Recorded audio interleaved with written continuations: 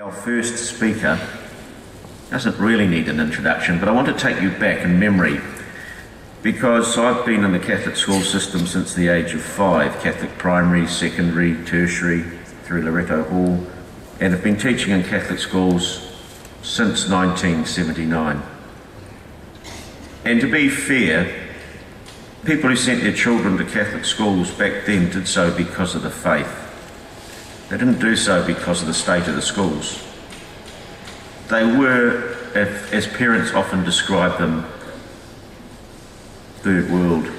They were run down. The money wasn't there to maintain them, and in fact, in many cases, they weren't maintained. The religious were moving out of the schools, and they'd done a fine job. The schools had great culture and great heart. But as a country, we worked in isolation from one another. Each diocese, and back then there weren't as many dioceses as there are now, but each diocese was a law unto itself, really. We didn't have a lot in common. If you moved from one diocese to another in your teaching profession, it was like shifting to Australia. You moved into a different system. The rules were different. You had so much more to learn.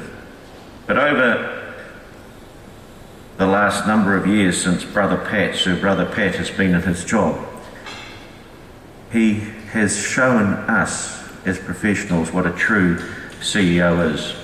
And he's united us as a Catholic profession and brought our schools, not only they've maintained their good heart, they've maintained their character, but we now have the facilities we can be proud of to create a good learning environment for students, facilities that equal those around us. And Pat, your guidance and your vision and your inspirational talks to many of those in the profession, to leaders, has inspired us. So it's with a touch of emotion really that I welcome you to the stage today, Pat, because every time I hear that you are retiring, my eyes sort of well up with water, and I think I'm losing a friend here, someone who deserves the accolades and the awards, and someone that we all admire. I think one of the phrases I remember you passionately used to say, if you don't do that, you'll be dead in the water. So I didn't want to be dead in the water, so I followed every word you said all over those years, Pat. But please, ladies and gentlemen, put your hands together and welcome Sir Brother Pat Lynch to the stage.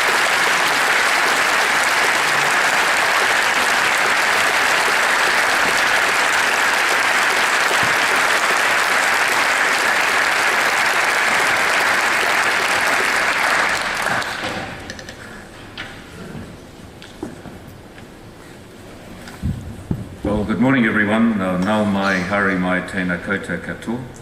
Te hei Māori ora, e te atua tēnā koe, e ka manuhire tēnā kuro, tēnā kou. Haere, haere, haere, te hunga mate kei te hunga mate, te hunga ora ki te hunga ora, e nei mana, e nei reo, e nei mata waka, e kei hau e whā. Tēnā koutou, tēnā koutou, tēnā koutou katoa. And our Pacific wonderful people, talofa, malola lei, kia rana, bulabanaka, and to the Filipinos, my gundang hampon po, and our Chinese friends, ni hao. And that's reflective of what's happened in 22 years. We are becoming a very diverse Catholic community. Cardinal John, bishops of New Zealand, distinguished guests, overseas visitors, directors of the New Zealand Catholic Education Office, priests, trustees, diocesan and other church staff, principals, teachers, parents, students and friends. Thank you for being here this morning after what an extraordinarily wonderful day we had yesterday. And John, thank you for your generous remarks.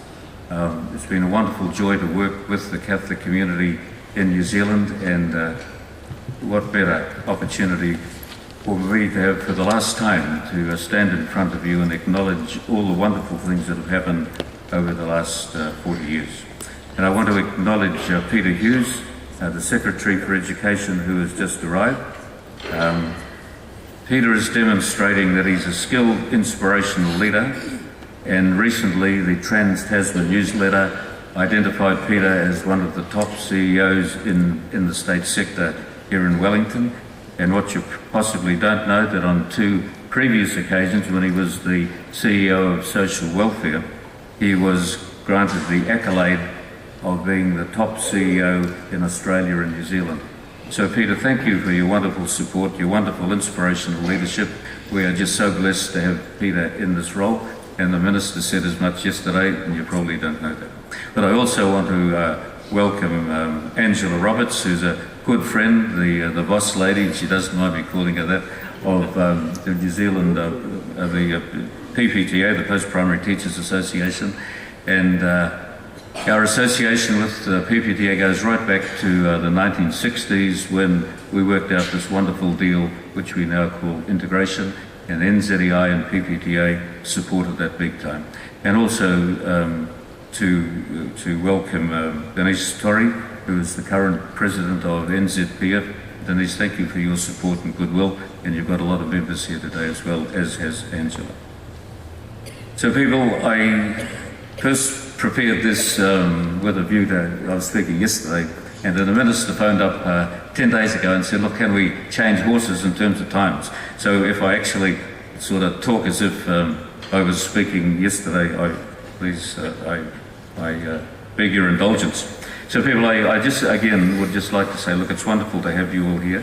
And I've had the pleasure, I think, of actually shaking most of your hands over the last couple of days. And if I haven't, I'd really like to do so before you go this afternoon. So it's very important, I think, to have you here. There's no two ways about it. This time around, we have a very large numbers of our priests, and it's just so great to see you here. So look, thank you for putting time aside and the extraordinary work you do with our schools. I also want to acknowledge the large number of trustees that are here. I'm aware of several schools where just about the whole board is here. And so look, thank you for taking time off work, because it probably comes out of your annual leave or something like that, unless you've got a really good boss. So look, that means a lot to have you here, because governance in our schools, we get it right, working with the principals and the staff, we're world beaters. So look, thank you for coming.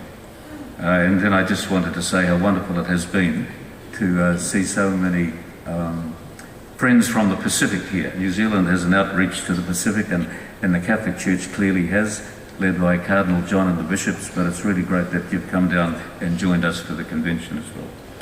People, the Minister said to you yesterday, there are a lot of things about our national system when you've got your head down and your tail up at Balclutha or Hokitika or New Plymouth or Wairoa or Kaitaia or wherever, you just know what you're doing, and it's sometimes you don't actually pick up the wider spectrum, and that's what I want to be able to do today. So we've got about 8.5%, nearly 9% of the total number of youngsters in New Zealand schools. We have, on top of that, some 22 early childhood centres, and that's becoming a bit of a boom industry in some parts of the country. And then we have tertiary education personnel delivering a range of programs for increasing numbers of people, and several of those wonderful people have been in the job, like Sister Jan Oakleby, who was up here leading prayer this morning, been in the job for nearly 30 years, delivering wonderful graduates all around the country, not just into Otago, Southland. So to all those people, look, it's wonderful to have you here. Now, before I get into my address formally, and it's going to be a little bit different from what's happened in the past, and I just wanted to do this quite publicly and formally to congratulate Cardinal John Dew on his elevation to the College of Cardinals earlier in the year, and to welcome Bishop Stephen Lowe in his new role as the Bishop of Hamilton, and the fact that both of our leaders did such a wonderful job at that extraordinarily inspirational and prayerful opportunity at Mass last night. Thank you, Cardinal, and thank you, Bishop Stephen. But also I want to recognise Emeritus Bishop Peter Cullinane for his 30 years of devotion as and leadership as the Bishop of Palmerston North. Bishop Peter was on the board of NZCO for the last 5 years and making a wonderful contribution. He's away today for the time of the conference, but he asked me to pass his goodwill to you. People, I'm wearing this insignia today because several of you got at me yesterday and said, hey, where is this thing that you were wearing on the day before? So look, here it is, and I'll be here during morning tea if you want to do what you like. Because I've had my photograph taken so many times, but look, this is what it's about, so take a photograph of that. And one wonderful teacher from one of our schools said, I'm going to take it back to my class and say, hey, one day you can do that too. So that's great. People, the theme of the convention, Horizons of Hope, and I won't jawbone you on that because we've had just wonderful reflections on that. It was deliberately chosen because it's Pope Francis, that's where he comes from. And let me just get this right. Yeah, I've already said that. And so Pope Francis, with his Horizons of Hope, it seems to me what he's saying in many respects is, yes, I know the plans I have for you, plans for peace, a future full of hope. All the way back to Jeremiah, and we saw one of Jeremiah's quotes up here this morning. But people, and pardon me using this phraseology, but it's true. We are in the faith business. Faith is our fundamental capital, where we recognise that God is involved in our everyday history, and Gemma yesterday, she jawboned us that in a wonderful way. So this is the genius that we bring to our education enterprise. Our work is focused on the realisation of God's plan and God's love for the cosmos, of which we are an important part. And globalisation has really changed a lot of our attitudes, and from my point of view, I think that's great. People, in this address, I'd like to share with you what our national Catholic education system has achieved since Parliament unanimously enacted the Private Schools Conditional Integration Act 40 years ago in October. This will be a brief sort of State of the Union message. Here we go. Particularly, as you know, and the Minister blurted it out yesterday, I'm going to be standing down from this wonderful job. It was to be in August, but the board and the bishops have persuaded me to stay on until December, and I'm happy to do that. So I promise you, the staff and I will not act as lame ducks between now and the end of the year.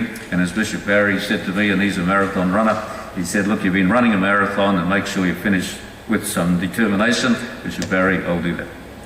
Therefore, as I get into this reflection, I would like to set the context for reminding you, if you need any reminding, of some inspirational statements that our wonderful Pope puts in front of us. Cardinal John said to me a couple of weeks ago, look, if you go to the Pope's homilies every morning, that's where these gems come from. And thank God the media, Cardinal, picked them up. So he says, there it is, I don't have to read it for you. And then this next one,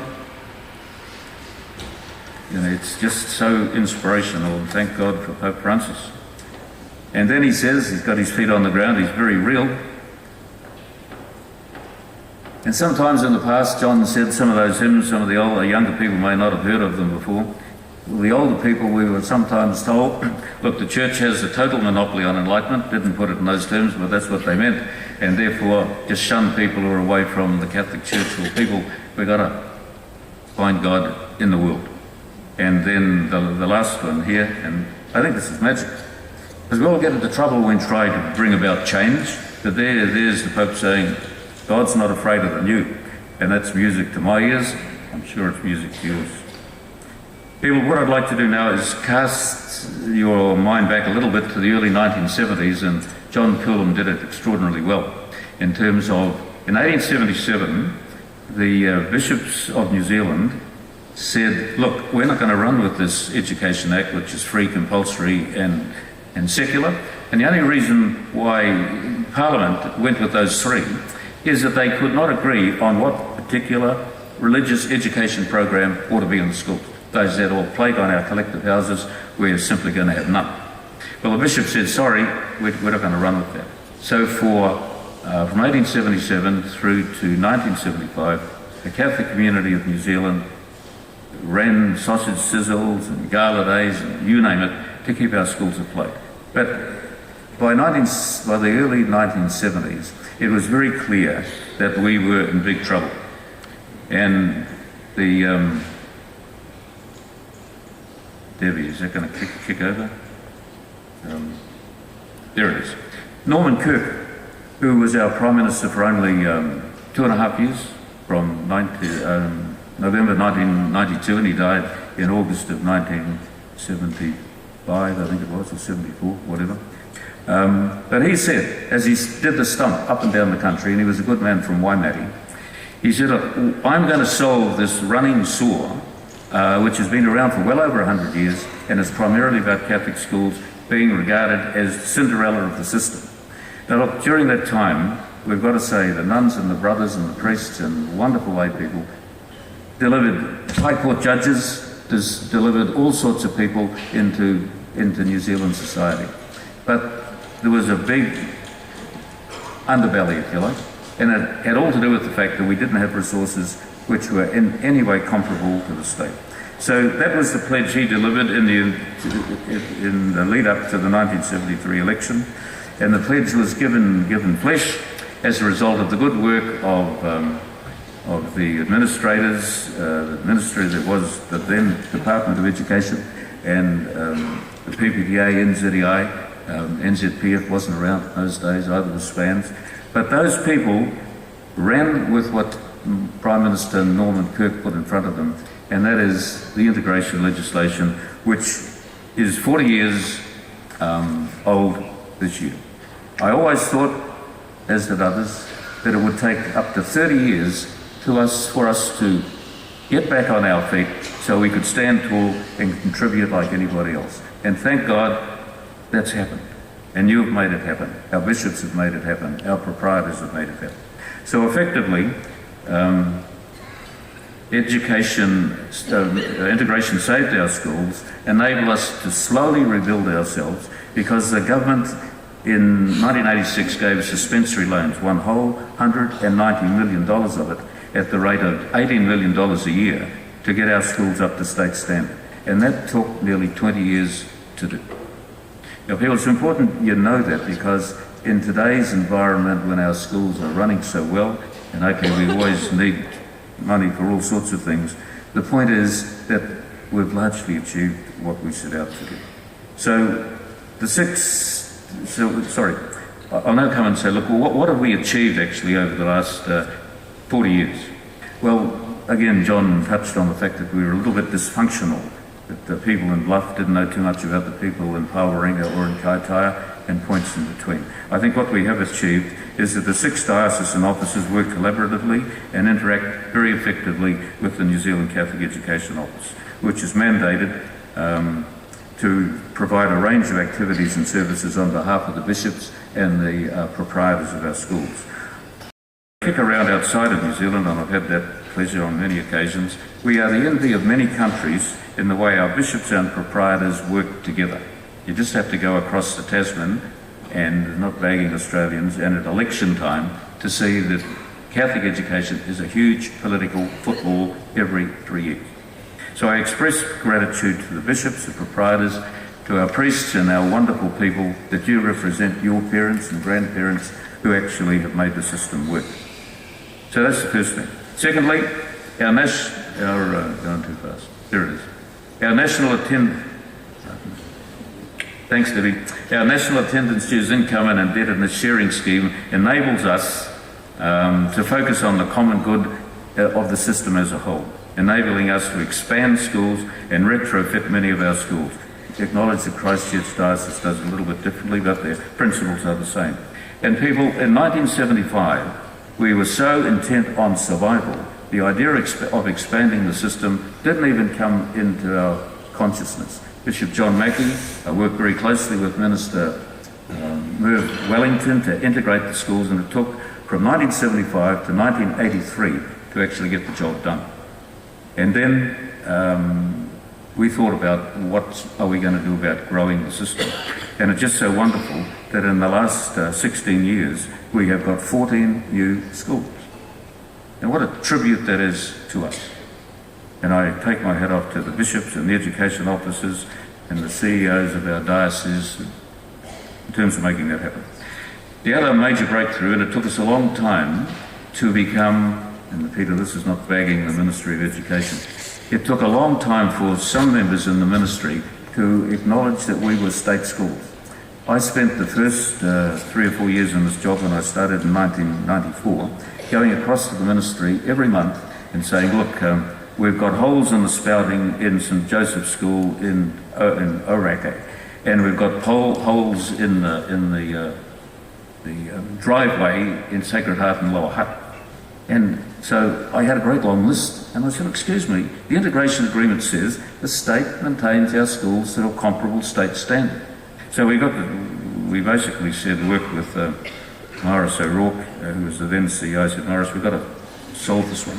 So Cardinal Tom and a few of us went along to Jim Bolger and Bill Birch and Wyatt Creech and Lockwood Smith, who were all the big men in terms of money, and we said, look, this is unfair. And out of that discussion over a 2-year period came Policy 1, whereby we are now able to maintain our schools with the same money per capita that the state maintains its schools. And then the big bonus was to get Policy 2 money, whereby we were able to, if it was in the interest of the Crown, and oftentimes it is, to be able to expand our system with new schools and new classrooms. People, that was a godsend. I mean, in many ways, once we were over that hump, we were starting to go downhill a bit. So that's been a major breakthrough, and there's only one thing which we haven't got, and I'll come to that in a second.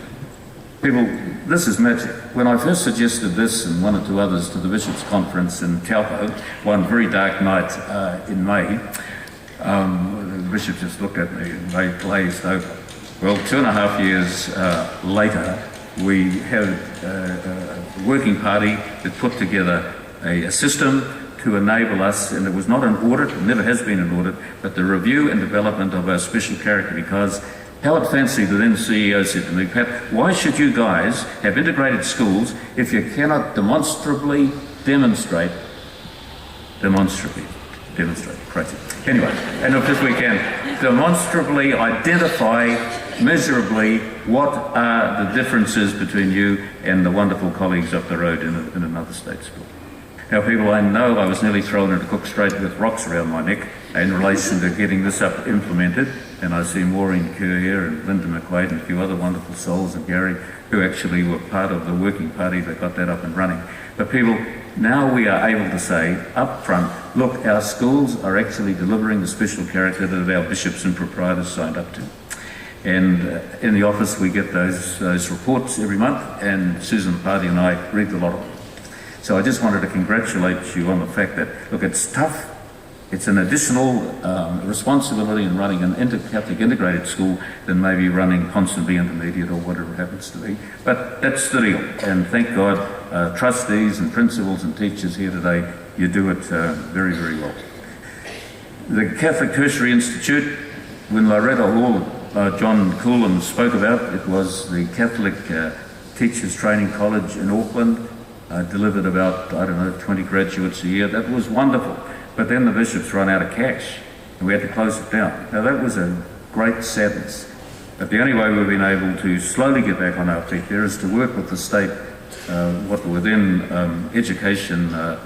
colleges of education but now universities. But then the bishops said, look, we've got to do better than this. So they set up the Catholic Tertiary Institute, which has been recently established under Anne Tui's leadership and her wonderful team, and she spoke about that on day one.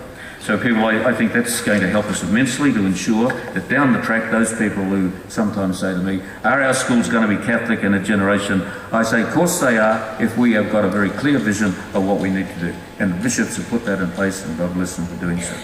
The other thing is, in terms of what goes on in each diocese, and that is that professional development courses are run out of the education offices of each diocese, and they are very useful. And not only useful, people, we've got to ratchet that up, because if we lose the fundamental dimension of who we are, Howard Fancy could ask the same question, or his successor, that would be Peter Hughes, and if we haven't got a good answer, well, why should we stay in business? People, the other thing too, which we have succeeded collectively in doing, is the overwhelming proportion of our secondary schools do extraordinarily well in NCEA. They punch above their weight, to use the common phraseology, and this is a happy state of affairs predicated on good work, exceptionally good work, that is done by our primary schools. People, there's public evidence that the reputation of our schools is at a high level in the New Zealand community, and of course within the government, and we heard the Minister say that yesterday. People, I acknowledge what Bishop Stevens said last night, but there's no conflict in what I'm saying here. I used to bang on a little bit, as did Tom Gerard, who was here last night getting one of those laureate awards, about the importance of excellence in the Catholic school. and the Vatican documents make a very clear statement about it. And I said to Cardinal Tom, and I was copying a bit of flack from some people, what do I do about this, Cardinal? He said, Pat, just tell them that excellence is at the heart of the gospel. And I say that, people look at me, and if they come back at me, I said, go and talk to Cardinal Tom, because he'll But thank God we're not, we I think, historically mixed up the importance of equity and excellence. They are not mutually exclusive. They are so fundamental to any school, no matter where it happens to be. And then the other thing, well, I've already touched on it, haven't I? Yeah. Well, no, I haven't. The relationship we've had with governments. Pat Holt was the first director of our office. He was there for 10 years, and Father John O'Neill came along for 6 years, and I've been there since 1994. But one of the things the bishops have always said to us, and the current board of NZCO, you've always got to have a good relationship with government. Now, from time to time, we disagree with them, but we can go and talk to them, and by having a good relationship, you saw how the ministers answered a couple of questions yesterday. You can't be seen as a lobbyist and just look after yourself. As I said to Cardinal Tom when I took this job on, look, it's got to be for the whole education community of New Zealand and the well-being of New Zealand Incorporated. And I think we basically try to do that, and by having good relationships with ministers, and as I said yesterday, having worked with 15 ministers, I could rank them in order of effectiveness, but I won't do that. People, I'm glad the minister, she was inimitable yesterday. When I was asked what should she talk about, I gave her a few ideas. That poor guy that wrote her speech, but anyway, I know him well too. She said, quantity funding, what is that? Well, look, she knows damn well what it's all about, and she addressed it head on. Now, for people, it's a bit of a foreign language to most people, but it goes like this. In 1998, the Jenny Shipley government increased the teacher-student poverty ratios in primary schools by 60%. And the following year, increased the ratio in secondary schools by 40%. And we said to the government, where do you expect us to get that money from? That's what we've got to do. And they said, just try. Well, you reach a point where you say, look, excuse me, ministers, that's just not good enough. And then came along the ministerial reference group, which actually was a little bit before that, and they gave us the funding for 120 classrooms because we said, where do we find that? And that was required, teachers needed places to teach on the increased ratios. And then the SNUP program came along and they gave us the money for that and so on. So I think we're pretty close to reaching the situation where, when the government changes the rules, we say, since we're part of the state system, we ought to be considered on the same basis, nothing special, on the same basis as everybody else. Now, the government has agreed to that in principle, but we're not going to lock that down until it is a cabinet minute. And when it is a cabinet minute, it then will be able to, it will be followed by successive government. We have good relationships with the Labour Party and one or two of the support parties. We try to talk a lot about the ones that matter. And they, sorry, I shouldn't say that. You know what I mean. But it means that there's no political footballing. And to the credit of the Labour government that brought in the legislation, and then the national government, and then the Labour government, and now the national government, anything that has been agreed by a previous government, they honour it. So to the great credit of our political system and the fact that we've got politicians who value our integrated school. People, I'm really pleased to actually give you some update on people, as of this morning, that figure's up to 45. So thank you to the principals who actually have gone into the site, registered, and I'm sorry it's taken 3 years to reach a point where we've actually got a communication system up and down the country. The bishops are going to be able to use it, tertiary education or TCI is going to be able to use it, and all principals have to do, and trustees get after them if they don't do it.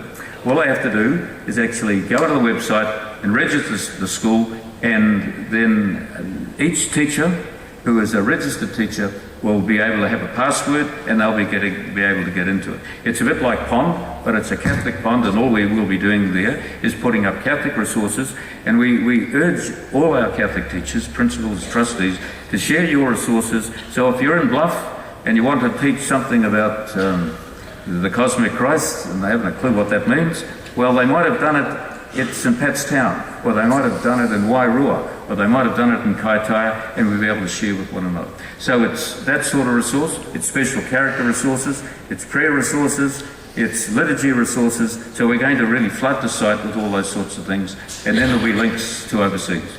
So people, it's a legacy thing, that long term this is going to mean that our identity as a national Catholic system is going to be enhanced because we've got a way of talking to one another. So please use it. And I know all sorts of things are additional, but when you come in on a Sunday night after having had a great weekend and you're not sure what you're going to do tomorrow morning, teachers, well look, there's resources. There's resources there to help you instantly. So if we could get all of our teachers, the whole 3,500 of them lined up, that'll be wonderful. People, I've just got to do this because those of you that kick around outside of New Zealand, maybe you don't, or if you kick around outside of New Zealand, you know we've got an extraordinary bishops' conference. And I'm not going to make comparisons with any other nation in the world, but seriously, our bishops are real, they're in touch with us, they're here at the conference, and this gives me an opportunity to give Bishop Pat Dunn's profound apologies. He hasn't missed a convention as the other bishops, but he's in the Tokelau's, and if you know about getting to the Tokelau's, you get on a plane to Apia or Nuku'alofa, and then you go for a couple of days on a boat before you get there. So he just wasn't able to make it back here, but he sends his apologies too.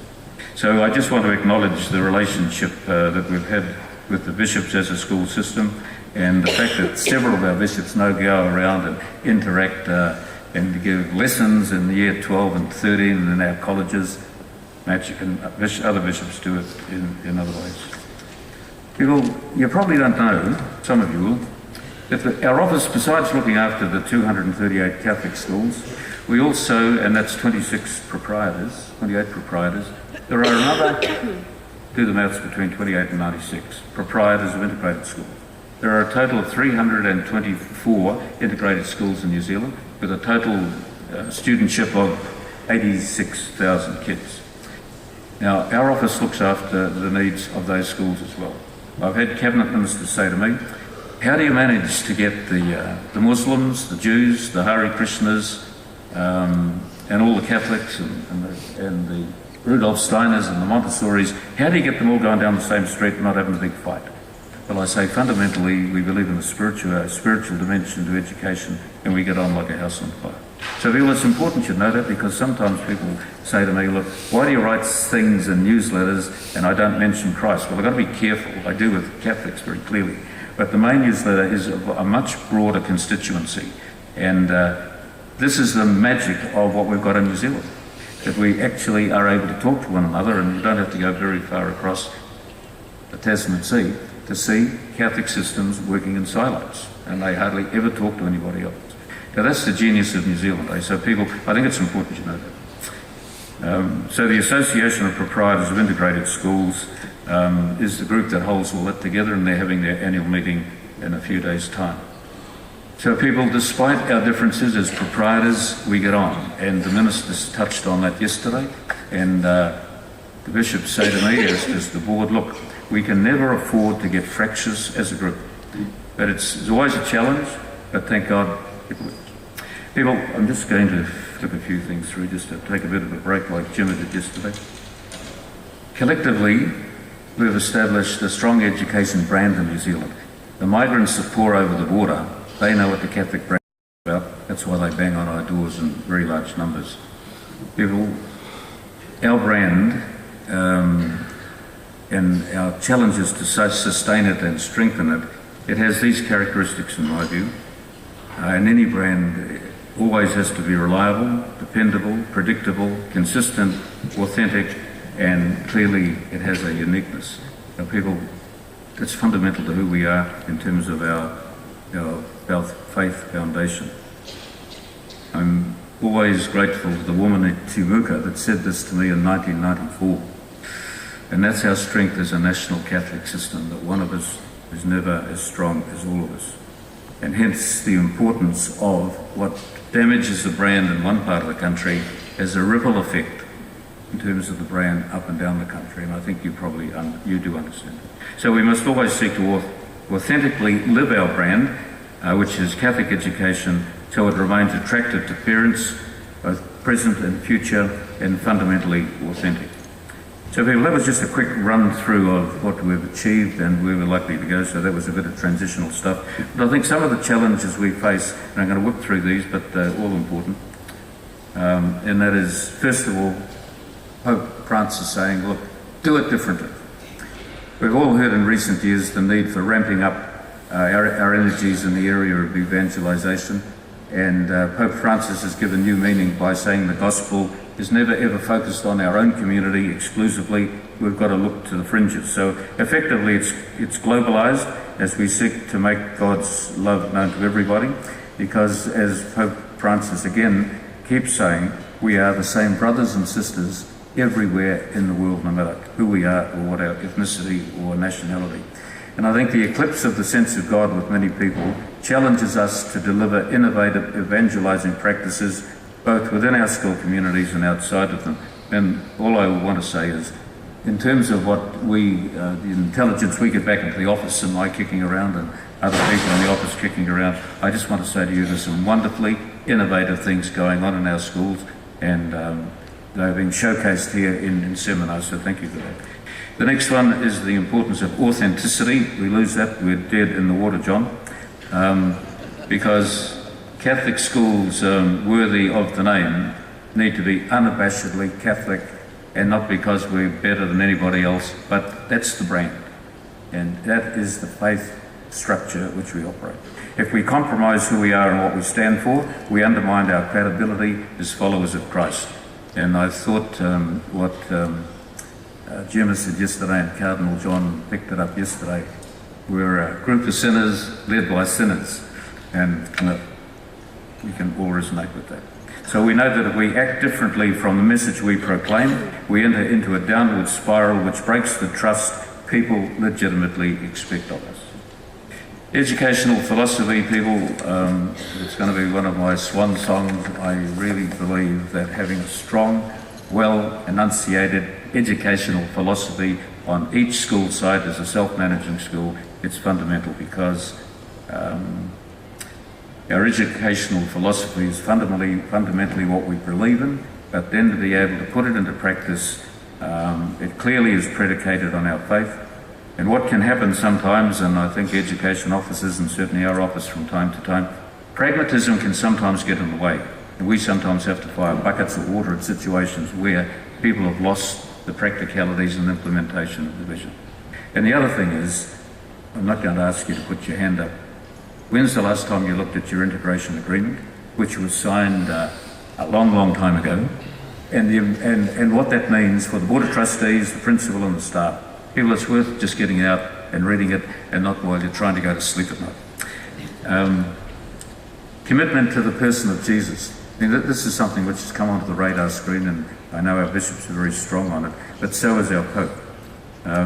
Without this solid, life-giving bloodstream, our identity is absolutely suspect. People, for many years, and I'll just do a little bit of reflection on this, the emphasis on religious teaching in our schools has been on faith, theology, sacraments, history, scripture, liturgy, and so on. And backing up this, the ethos of our schools has been based on scholarship, service, justice, and the common good, amongst other things. We've always aspirationally talked about holistic education, so that students are able to take their place in society. But I think in today's world, with its competing and conflicting messages, young people can only be persuaded to actively live out come back, here we go.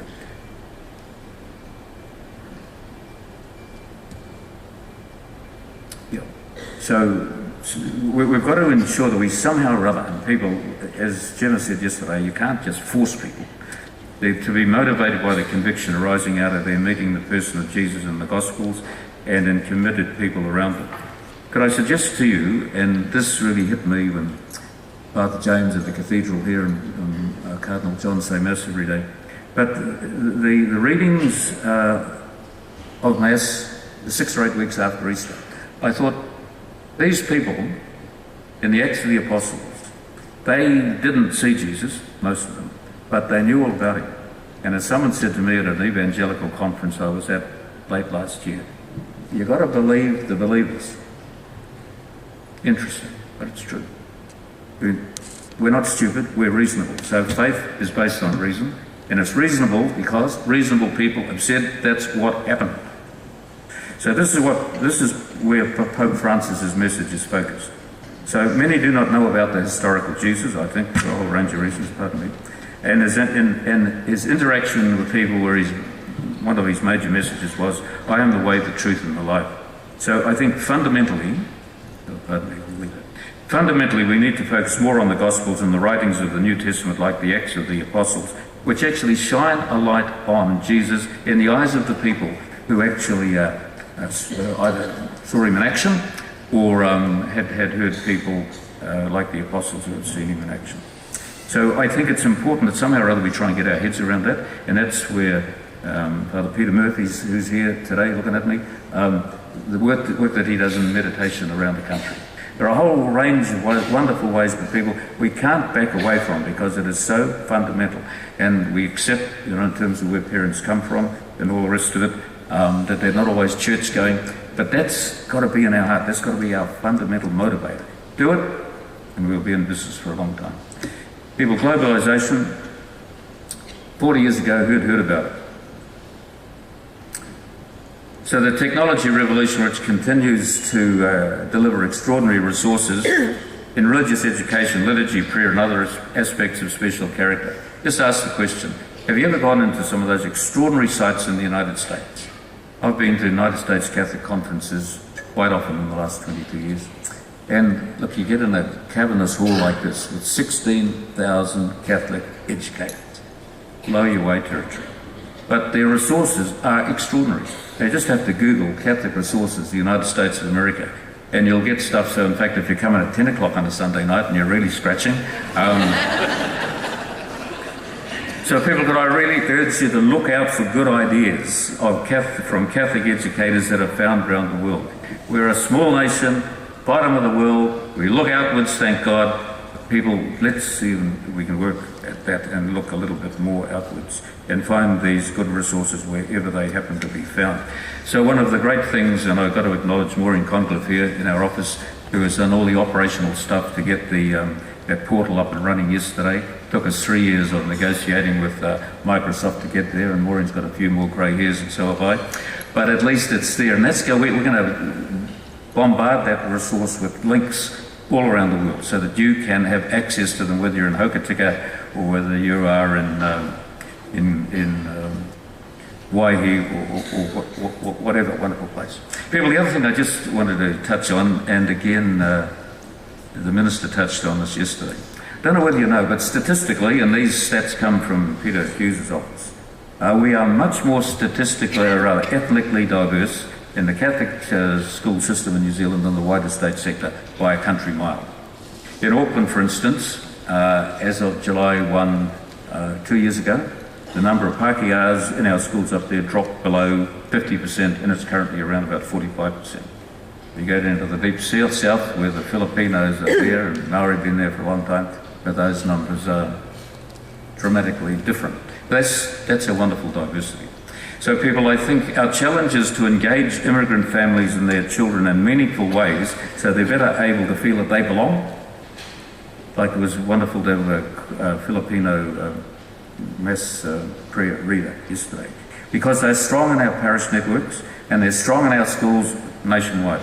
But I think it's important that they're able to feel at home with us because in the long term, it's winning. There's a win for them and a win for us. And the other thing is, people, when you look at the live birth rates, they deliver a lot of kids to us too. But it's not just Filipinos, it's the wonderful Samoans and the Tongans and the Cook Islanders and the Tokelauans, Fijians, and so it goes on. And then you can't back away from the Koreans and the Vietnamese and the Indians and the Somalis and the Zimbabweans. We are extraordinarily diverse. Thank God. While I could say a number of things in addition to what I have said, I ran this past Bishop Peter Cullinane, so I wasn't going to be preaching heresy. But without hope, people, we're dead meat. And St. Paul places hope at the top of his list of virtues, and that's what he says. And we've got to be charitable. If we haven't got faith, we go nowhere.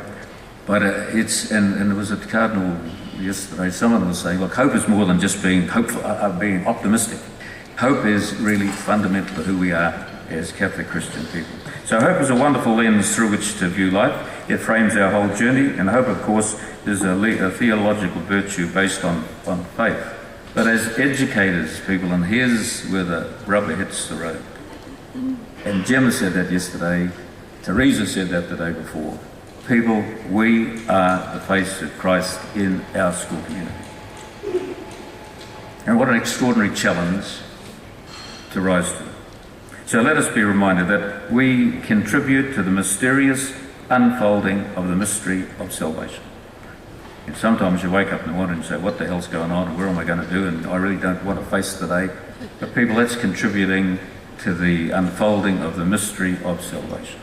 And that's what holds us together in many ways. So people, we have a mission to spread God's love. Our mission requires us to act, and Jesus showed us the way to act, and therefore that's the way we do it. I bring this to a conclusion by saying, I thank you most sincerely for the extraordinary work that you do as Catholic educators. And you shed your good work with the wider network, and I just want to keep saying that because, as I said, we're not lobbyists, we are part of the enterprise which is this wonderful country does. I've been wonderfully honoured and privileged to work alongside you for 22 years. I've visited all of your schools, sometimes only once, but sometimes many times, but I've got to make an admission. The only school I haven't visited, and man, I will do it before the end of the year, and that is Ato Maria in Pauwaringa, which, if you don't know where that is, you go right up to Kaitaia and you go west up to the Hokianga Harbour, and it's right on the end, and that's Dame Fina Cooper's territory. And they haven't sealed the road, I don't think, and because Dame Kuna said, don't seal the road, too much dust, too many people will come and see us.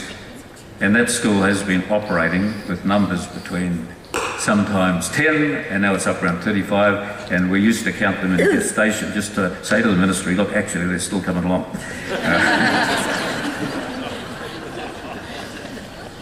We don't do that anymore.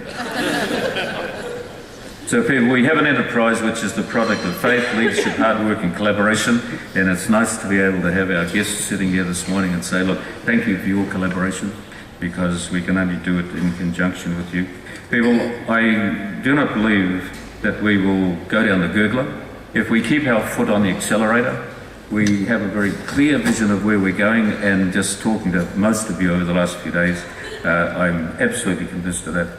We trust in your strength, energy and drive to continuously make progress in all that we do. So let us continuously be enthusiastic, to be joyful, and to bring the good news of the gospel to everyone that we serve. I just want to say to you that even though I'll be staying around until the end of the year, the staff and I will not be a lame duck, but we in fact will continue to work with you. There's another set of cartoons, and then I'll just finish in 20 seconds after that. So people, I am confident. Okay, folks, I just thought that would be interesting to put it there. So I do finish up by saying I'm very confident that we have a bright future in front of us. It's invigorated by the lively faith that immigrant New Zealanders are bringing to our parish and school communities. Catholic education fundamentally focuses on the fact that we are humans in God's family. That's a refrain of Pope Francis. So we are the adopted daughters and sons of God, and what an extraordinary revelation that is. So people, I finished with this quote from St. Francis, and it was Cardinal John at Mass a few days ago. Put that in front of the congregation. Isn't that wonderful? So people, we've had a wonderful convention. Well, it's not over yet, but we have. I just want to acknowledge the fact that this time round there are a very significant number of trustees and priests here. In fact, I've already said that, haven't I? So people, as you go back to your normal lives, I hope you're able to take some inspiration back not only for yourselves but for your communities. And for those of you that said to me last night, where's these insignia which I was wearing the first day? Well, I'm back. If anyone wants a photograph, and clearly some of you do, I'll be here during Wellington. People, God bless you and thank you.